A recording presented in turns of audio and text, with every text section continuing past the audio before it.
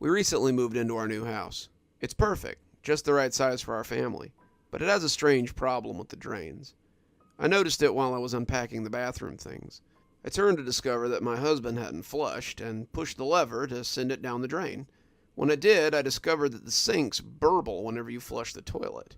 Nothing too jarring, but it scared me a little when I first heard it. The sink burbled and bubbled, making a noise deep in the drain as it cleared the water. My husband laughed it off when I mentioned it to him. "It's an old house, dear. The pipes are on the central line that feeds into the septic tank. No one has used them in a while, so it's probably just getting used to people being here again." I blew it off as a weird thing the house did and just went about my business. A week later, the drain started burbling when I took a shower, too. I overlooked it, though, not wanting to dwell on something I ultimately couldn't do anything about. This was the first place I'd lived with a septic tank. I'd always used city water, and I figured it was just something that happened when you used a septic tank. My husband barely seemed to notice it, so I assumed it was nothing out of the ordinary. After a few weeks, I'd almost come to ignore it, until the whispering started. I was brushing my teeth one night, running the water as I always did, when I heard the burbling coming from the drain again. I had bent my mouth to the stream to get a mouthful of water, when I could have sworn I heard a burbling kind of whisper coming from the drain. It was barely audible, more like a gurgle than a burble, but as I listened, it almost sounded like words. Black bank bees. Back bank bees. I turned off the water, spitting my mouth full of paste down the drain, and closed the door behind me. The burbling got worse from there on out. It didn't just bubble when the water was on. It always bubbled, loud and jarring, and I was still certain I could hear some kind of whispering. My husband just shrugged it off as normal. He was busy with work and didn't have time to indulge his flighty wife. I put up with it as best I could, but it was honestly starting to grate on my nerves a bit. I heard it in the kitchen, the living room, and especially whenever I had to go to the bathroom.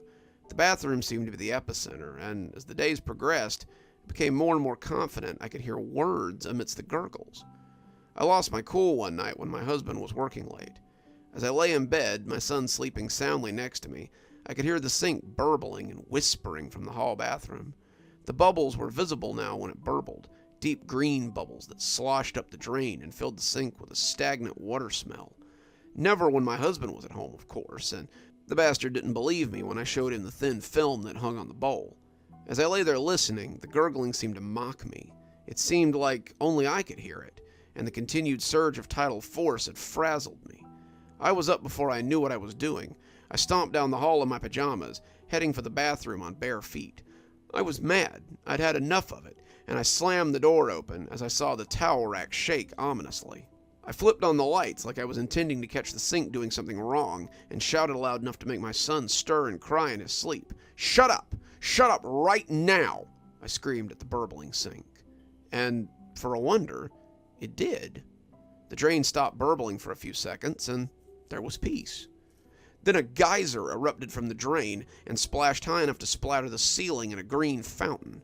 It splattered the walls, pattered against the shower curtain, and caused the ceiling to rain drops of thick sludge. I'd fallen to my backside in the hallway, watching the geyser with wide eyes, when I saw something gloop out of the drain that made me scream. I scuttled across the floor, my back hitting the bedroom door, hearing my son cry out from the bedroom.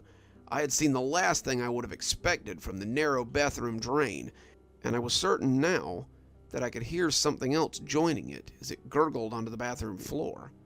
A hand of sludgy, green liquid that had pushed its way up the drain like an angry hurricane.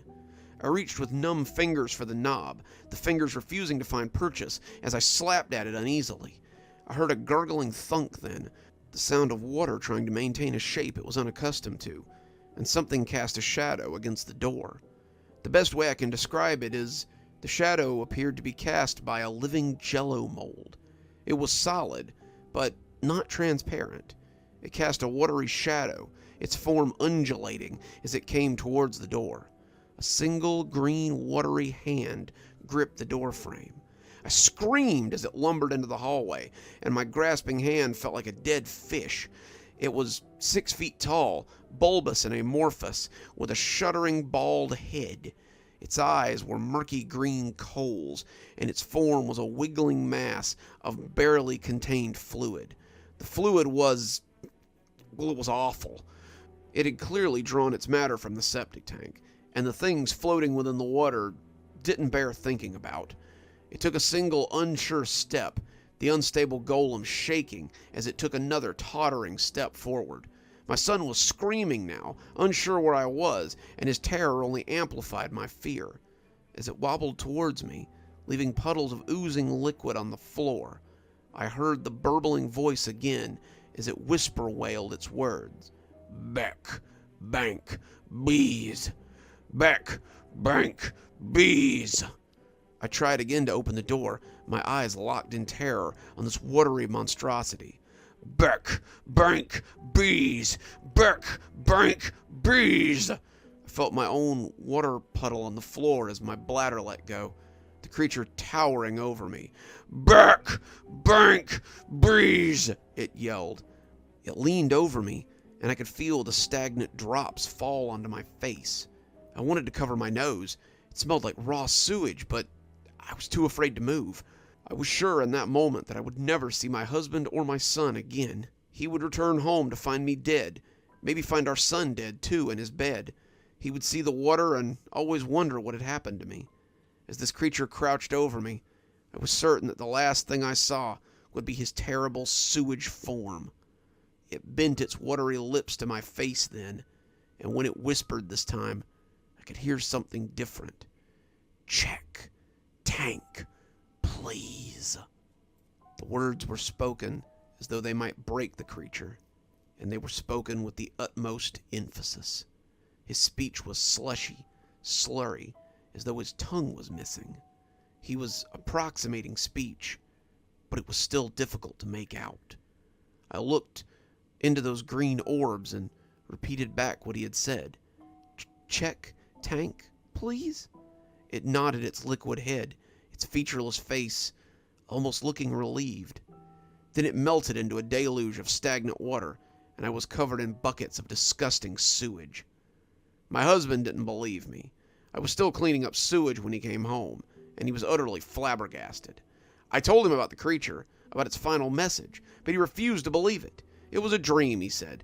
The septic tank had backflowed into the house, and I had dreamed this watery creature. We went back and forth for hours, until finally I had the solution.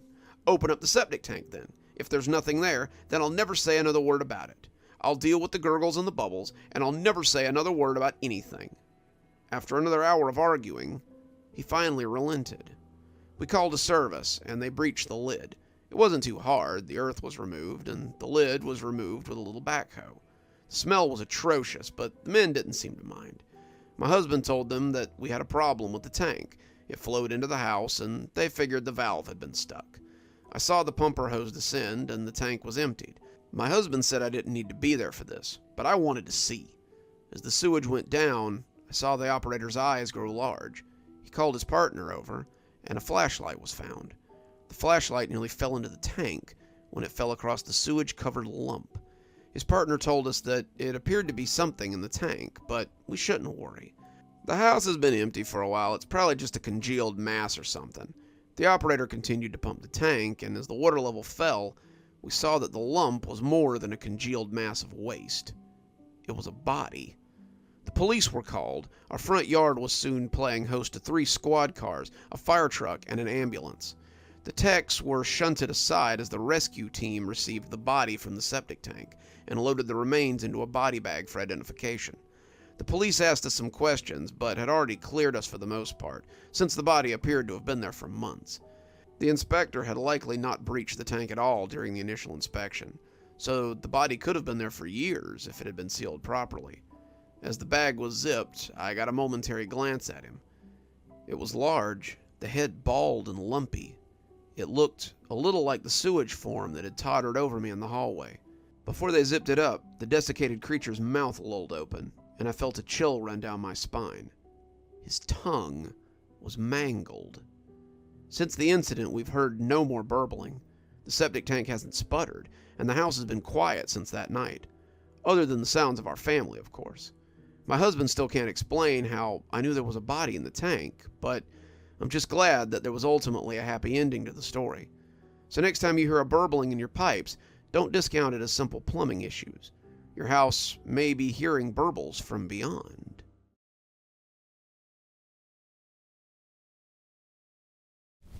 I've worked construction since dropping out of high school, so about 20 years. I know most people don't think much of it, but if you haven't shivered in the night lately, then thank a construction worker, because we probably built the thing that's keeping the elements out. It's not glamorous work, but I've managed to claw my way up the ranks till I've got my own crew, run my own job sites, and live pretty comfortably.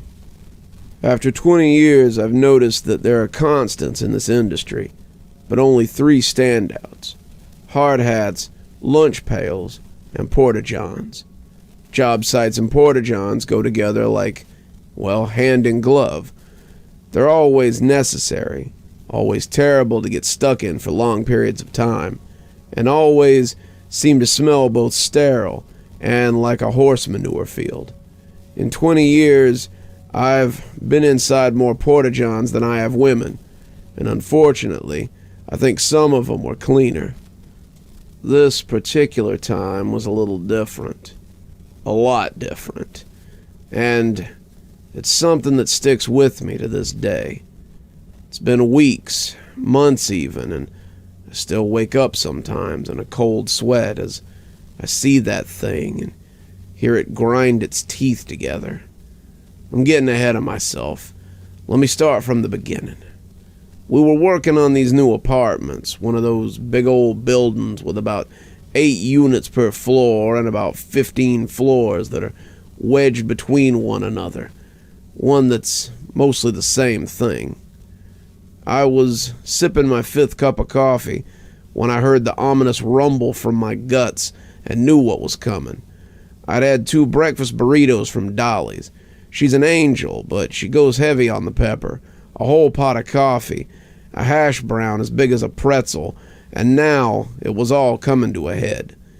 The guy showing me the blueprints for the building looked at me with real worry and asked if I needed to take a minute. I told him I was fine, but he got about halfway through telling me about a problem with the wiring when it happened again. I gritted my teeth. That one might as well have been a starting pistol, and I told him I'd be right back. I made it to the lift just before the doors closed, and the guy who was taking it down looked worried as my stomach growled like a V8 with a bad carburetor. "Too many Dolly spicy chorizos, boss?"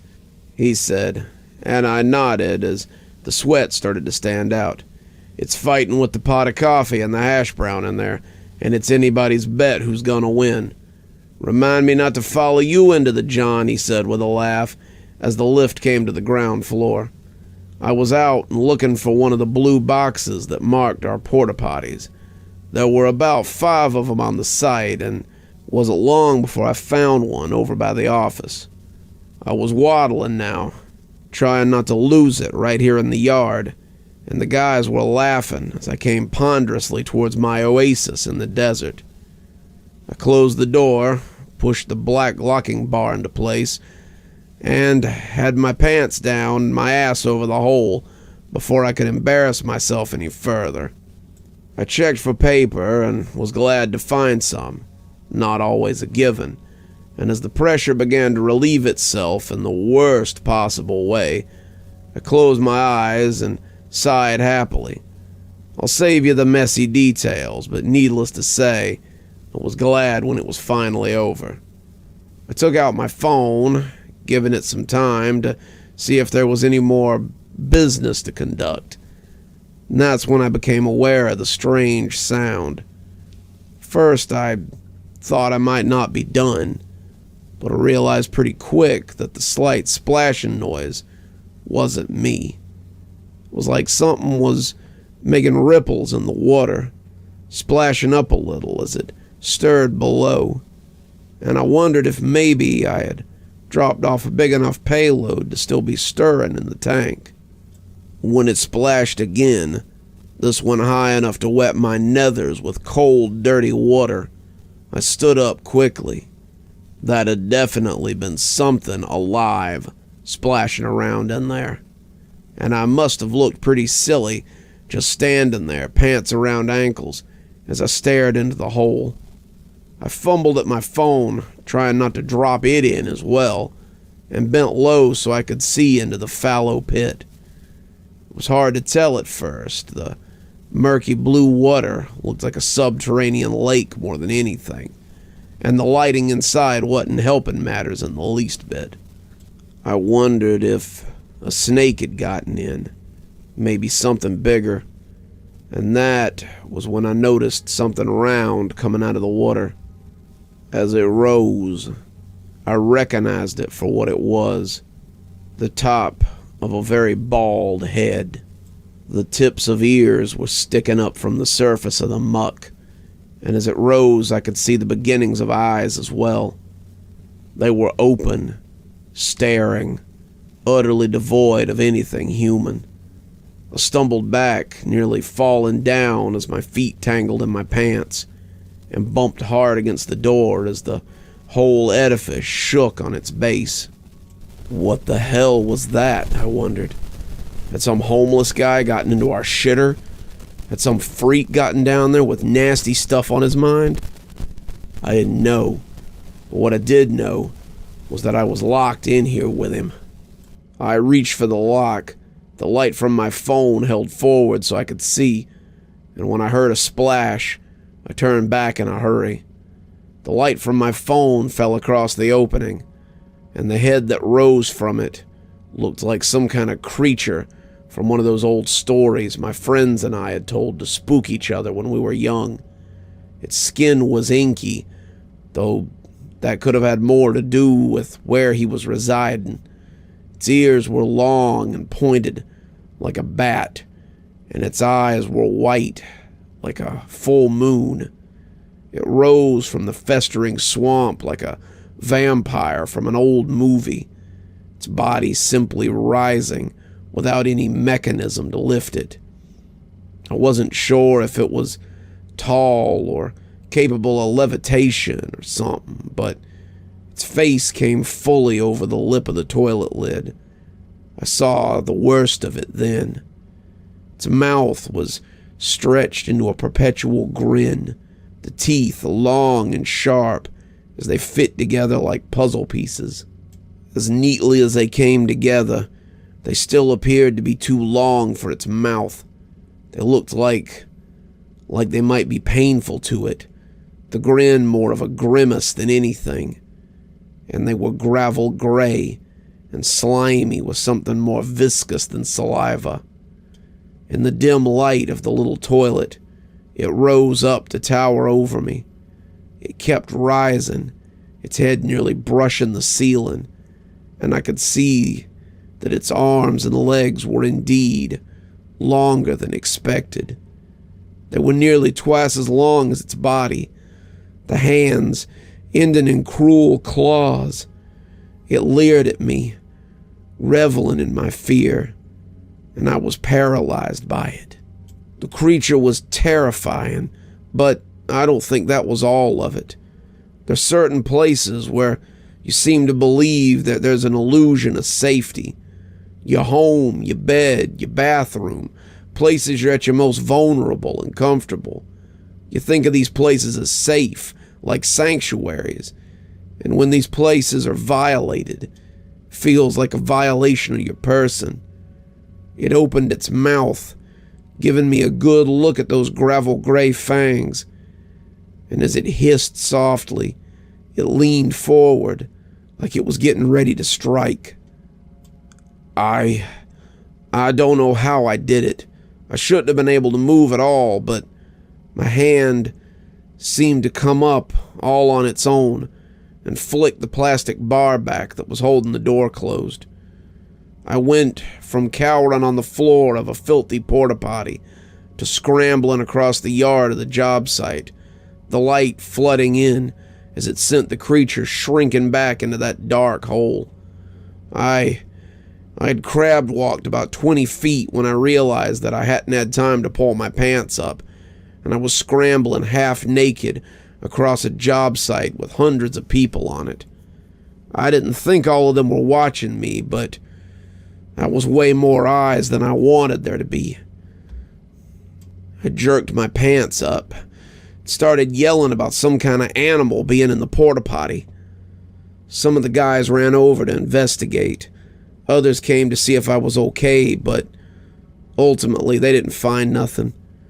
I told the authorities when they got there too, that something had been in the tank, and it had come at me, spitting mad. They got somebody out there to drain it, but they didn't find nothing. I hadn't expected they would. Whatever it was, it had gone back to hiding in the muck. I had the unit closed down and told the vendor that he could come and get it. He offered to bring me a new one, but I didn't help. I do my business off-site now, but I'll remember that grinning, dripping, terrible face for as long as I live.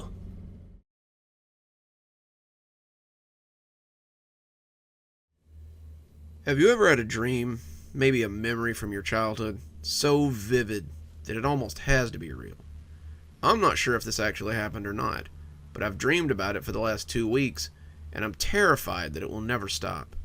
Whenever I close my eyes, it begins again, and each time, it's more vivid than the last.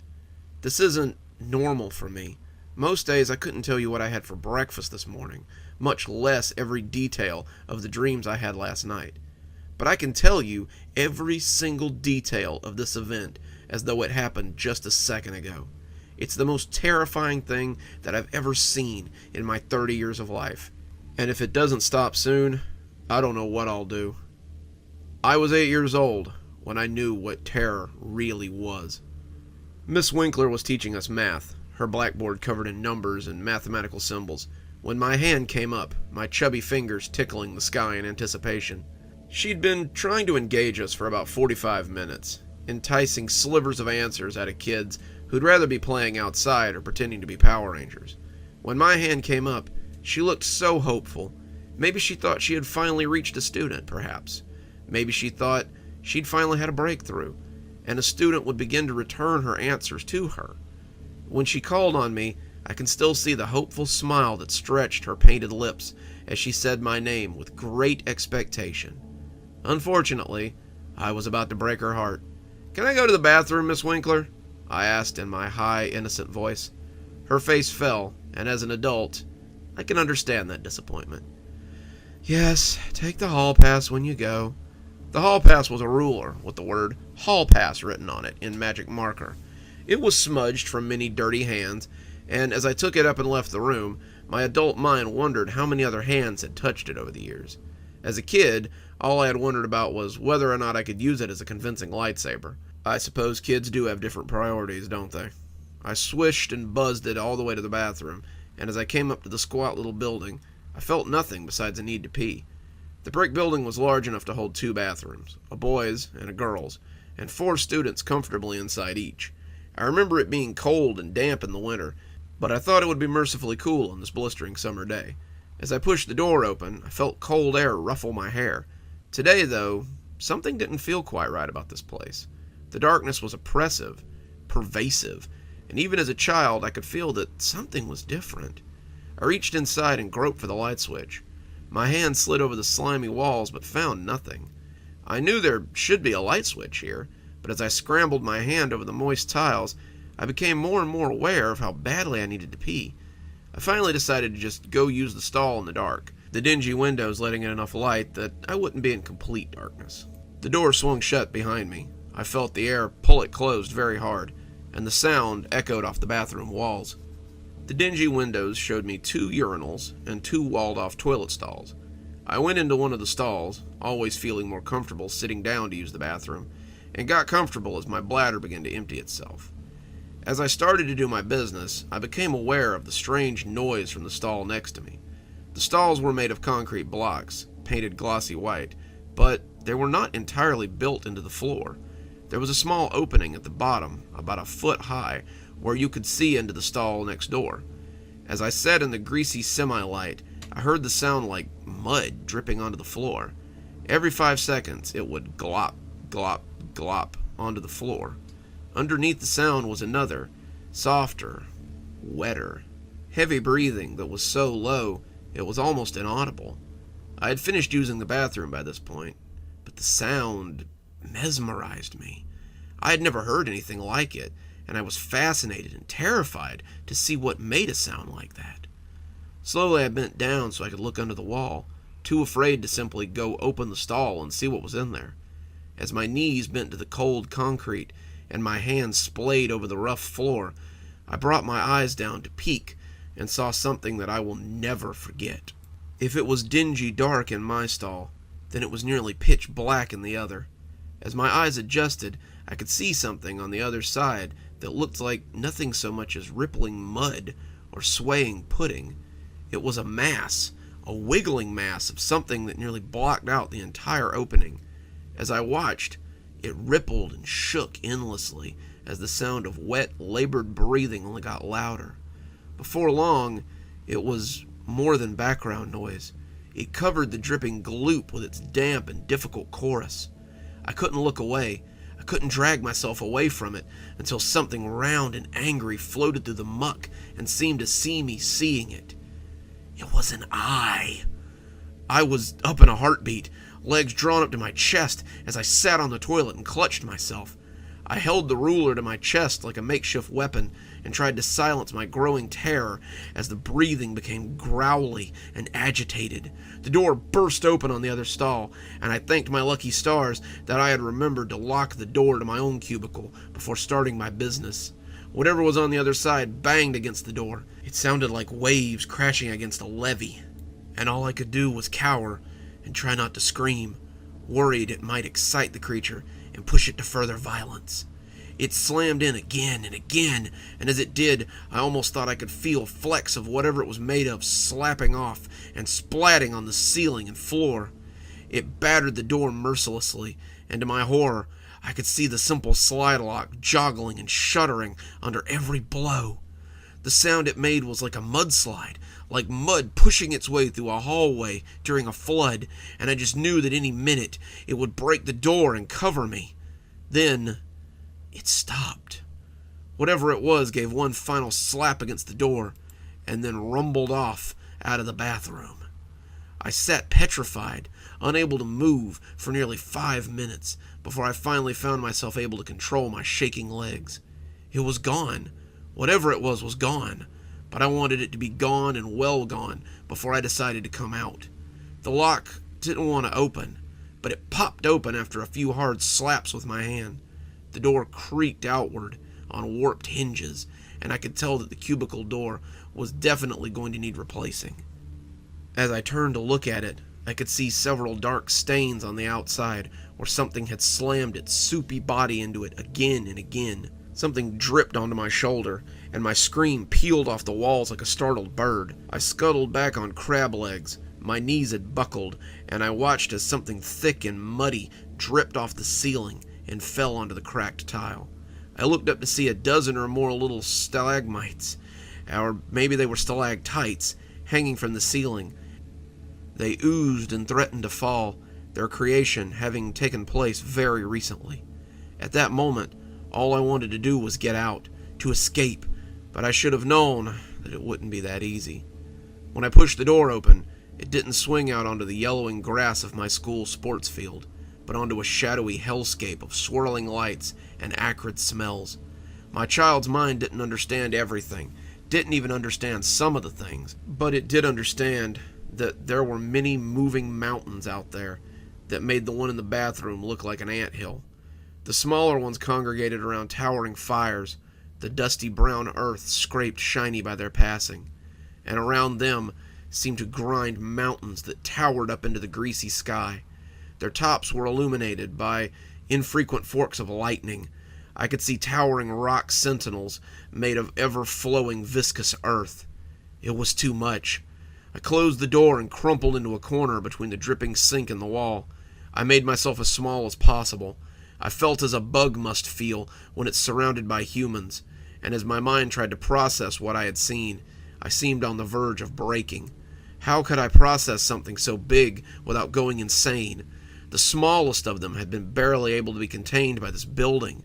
The largest of them could have destroyed this building without thinking. My mind could not fathom the sheer size of them, the knowledge of these moving mountains. So I did the only thing I could to keep myself from going insane. I put myself to sleep. The janitor found me there, and when he touched my shoulder, he said I fought and screamed like a cornered animal. He didn't mind, though. He was glad he had found me. It was night when he took me out of the little toilet building, and he had to be very firm with me to get me to go outside into the gloom. I was afraid it was a trick. The dark reminded me of the greasy blackness of that place, and it wasn't until my mother saw us coming out and ran to me that I knew I was back where I belonged. They took me to the principal's office. My dad, my teacher, the principal, the police officers, they were all waiting there for me. My dad hugged me, folding me into his warm embrace, and my teachers and principals asked me where I had been. When the janitor said he had found me in the toilet, my teacher seemed confused, and the police seemed aggravated. "You said you searched the entire school," said the principal, not just to my teacher, but also to the police officers. "We did. We even brought the dogs in. There's no way that kid's been in the bathroom for 2 days. My face must have shown how confused I was as I tried my best to follow the explanation. They told me I'd been missing for 2 days. The school had been searched, a code Adam had been ongoing, and they had searched every place I liked and every friend's house I'd ever been to. I tried to tell them about the monsters, about the weird world full of giant things, but they just shook their heads and said I must have been hiding this whole time. I think my parents were just happy that I was safe, and the principal didn't punish me, even though I sensed that he really wanted to. I think my teacher believed me when I told her I wasn't hiding, holding the hall pass out to her in a shaky hand. She knew I was a good kid, and didn't usually cause more than the average 8-year-old's amount of trouble. She quit the next year, and I was removed from her class at my parents' request. When she saw me in the halls after that, I could swear that she looked almost sad to see me. I haven't thought about that place in years. After it happened, my parents took me to see a psychiatrist, and she helped me put it out of my mind. I would only remember it sometimes in the dark hours of the night, but it was gone just as quickly. Even though it comes back in vivid detail, and I don't know how much longer I can handle it. I see the mountains moving as I stand in the doorway of that bathroom. I know that they will end me if they see me. I know that if they see a way to our world, they will end all of us. And I'm afraid of what I'll see the next time I open that door.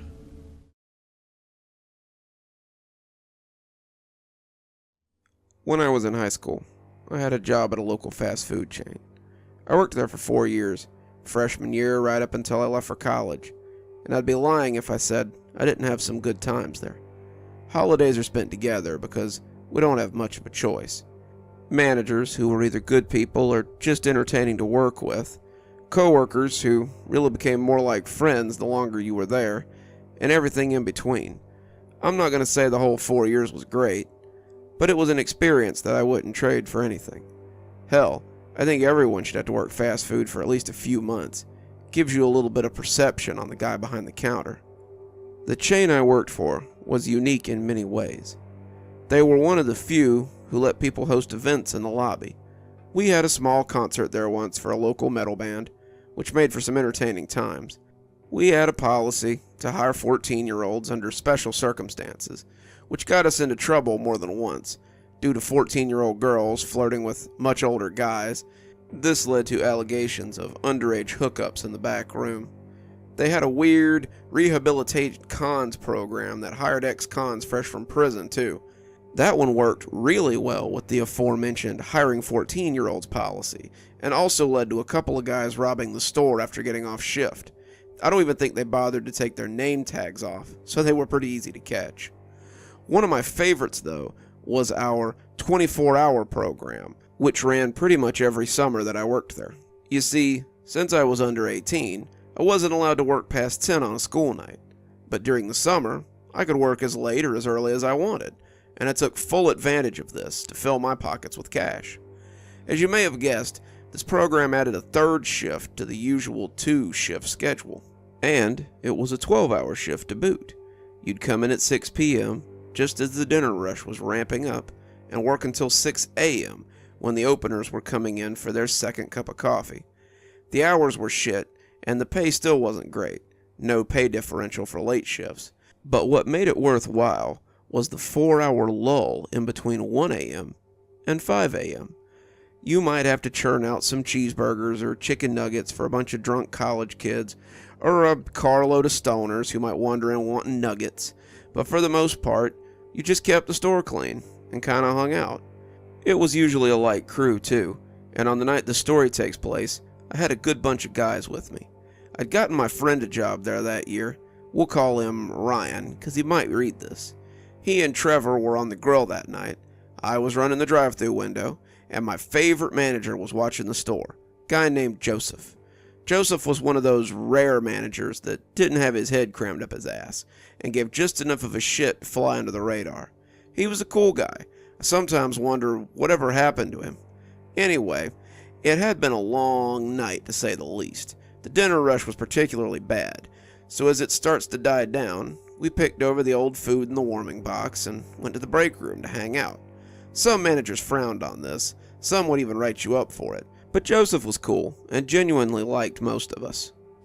The lobby doors were locked at midnight to keep the weirdos out, and with the headset turned up so I could hear if a car rolled into the drive-thru, we started eating old cheeseburgers and swapping stories.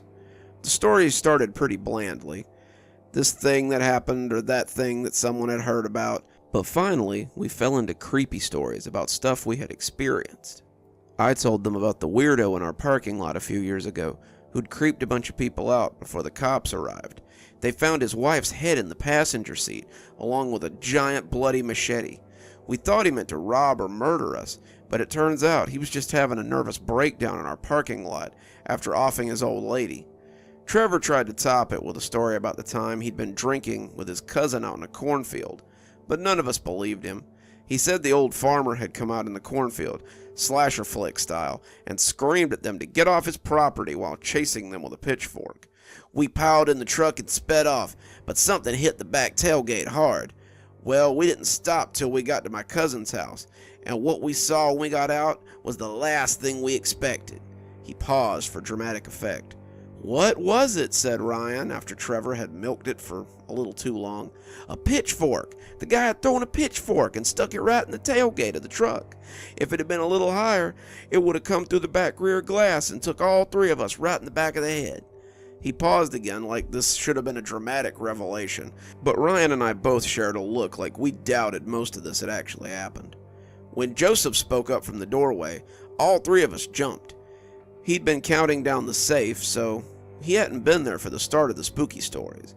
But it appeared he had come in just in time to catch the tail end of Trevor's story.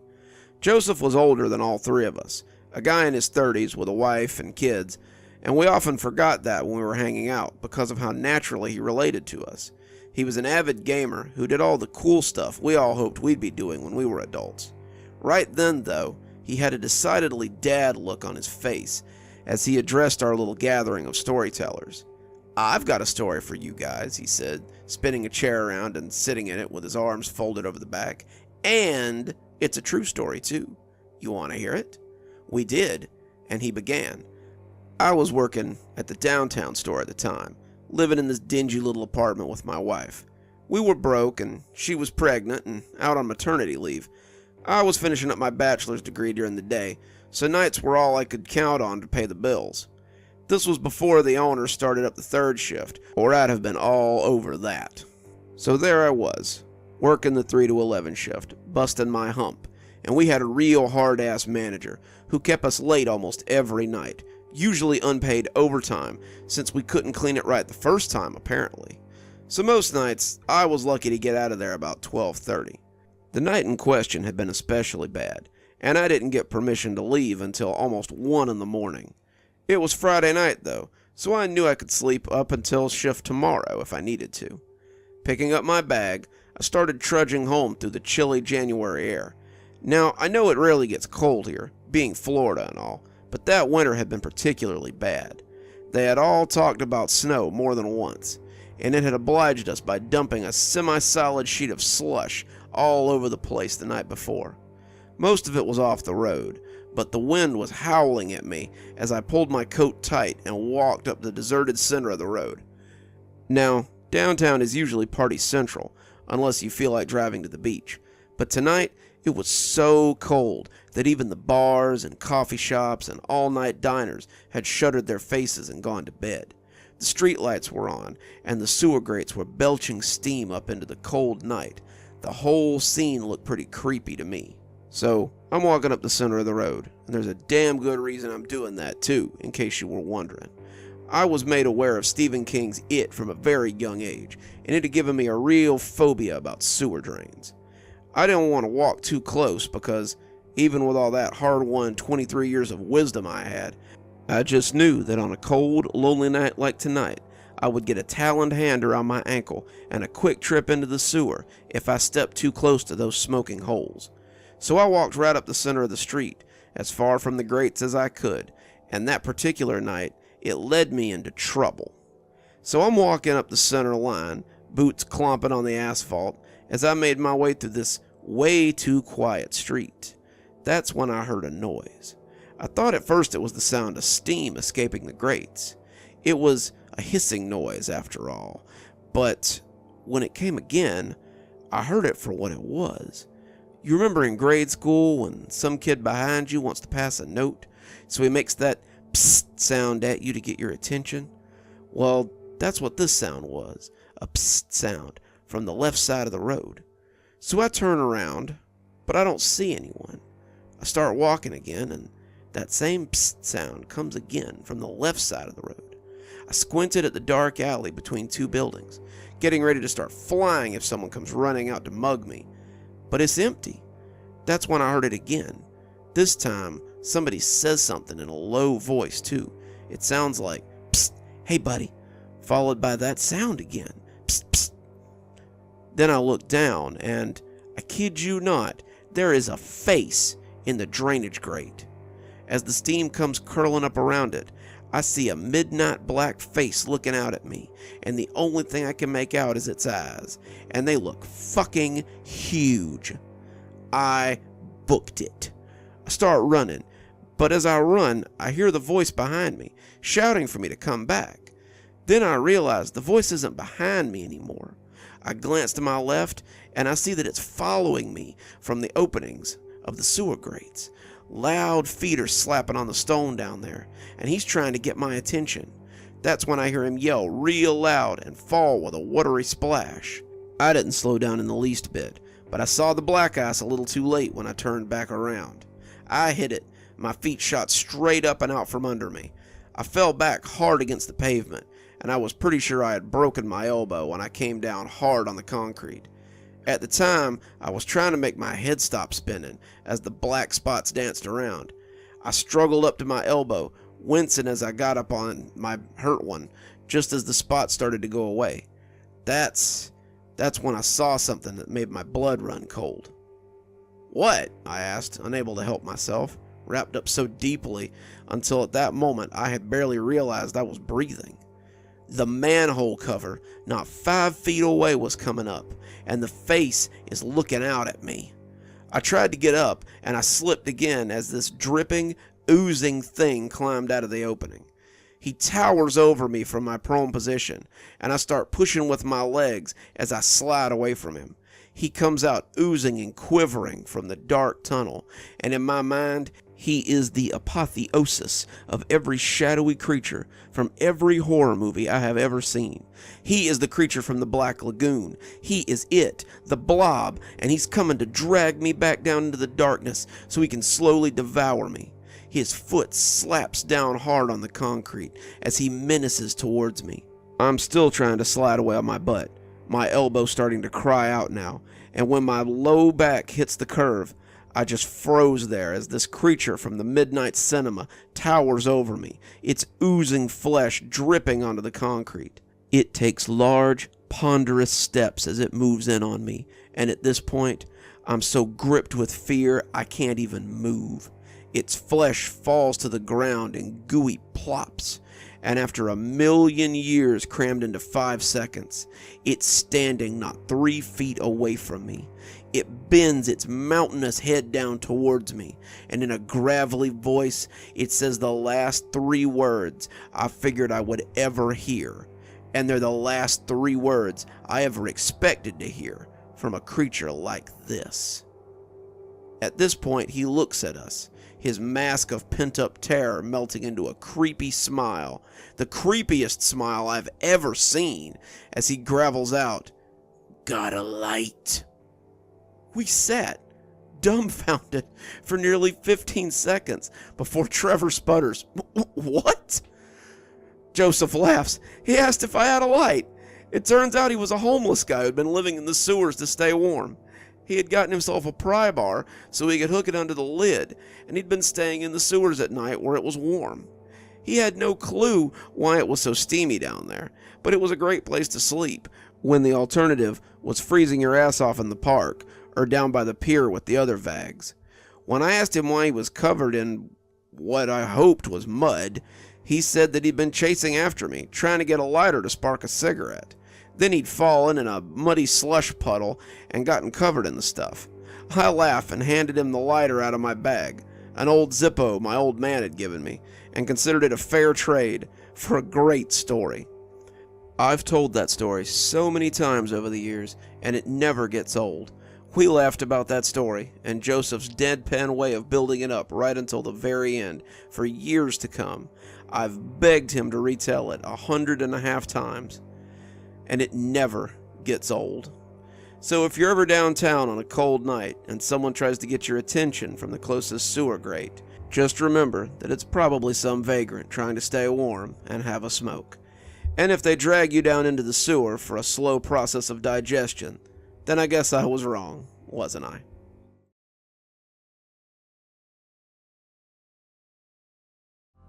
It should have been the least stressful part of his day, but it was something that Steve would never quite get over.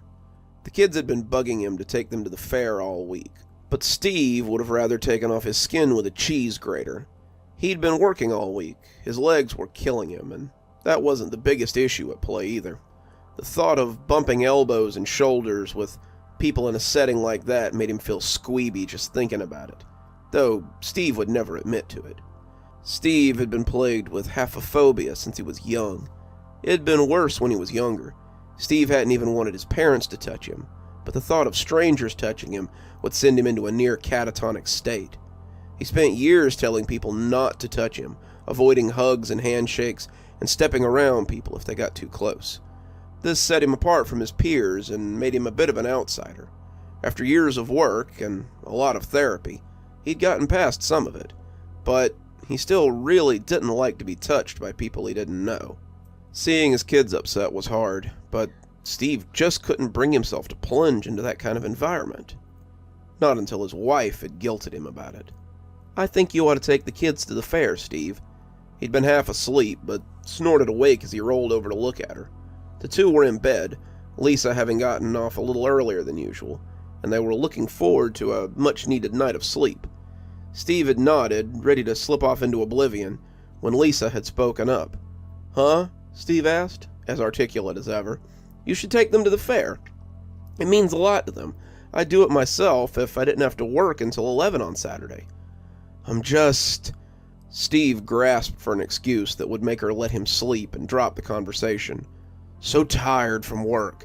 The boss has been working us hard, and I don't really think I have the energy to putter around the fair." She rolled over, wrapping her arms around him as he leaned back against her. Lisa would never know how much work it had taken to get to this point, and he never intended to let her find out. He had never told her about his mental issues. He was afraid that she would see him as weak or an oddball and might leave him because of it. He doubted it. They had been married for years, but it was always something in the back of his mind. I know it's been a long week for you, but it would make your kids happy. Please, for me." Steve wanted to tell her no, but it was hard to say no when she was pressed up against him. There weren't many people Steve could stand to have this close. The list was very short. Lisa, the kids, and maybe his mother. He wanted to make her happy, wanted to make the kids happy. So, despite his better judgment, he agreed to take them. So, just before sunset on Saturday night, Steve found the three of them standing at the ticket booth just outside the teeming throng of people that made up the town fair. Even now, he could feel the presence of the crowd. It teemed with life, the sweating masses that would push at him, their skin rubbing at him as he and his kids walked by. The odor was nauseating, even from here, and Steve could feel his skin crawl as he paid the ticket taker with shaky hands. As they headed through the rusty chain link surrounding the fairground with his oldest, Robbie, and his youngest, Charles, Steve knew this would be the biggest test of his mental health in some time. From the instant he stepped inside, he could feel the combined weight of the crowd pressing against him. No one actually touched him. They were a little too polite for that. But the oppressive nature of so many people moving around him was still a lot. The combined smell of sugary fair food, stale sweat, cigarette smoke, and the puff of dry earth from the fairground was like a cloud around him. The warmth of so many people so close to him and his kids reminded him of being too warm in his winter clothes. It was stifling, the miasma of emotions at odds with the smiling faces of his kids, and Steve tried to keep it together as his skin threatened to crawl right off his body. At first, Steve believed he could distract himself from all this. The food smelled good, but it was hard to keep it down with the combined smells of humanity wafting around him. Fried this and battered that went into his stomach, but even the culinary oddities couldn't keep his anxiety at bay. People sat too close to him, their heat radiating into his skin, and Steve began to feel claustrophobic as the crowd pressed against him outside the food tent. Due to COVID protocol, the fair had to ask guests to only eat in designated areas, but that didn't seem to be stopping most of them from walking around with small buffets in their arms. As he came out of the tent like a man who's seen a ghost, Steve thought maybe the rides would be a better distraction.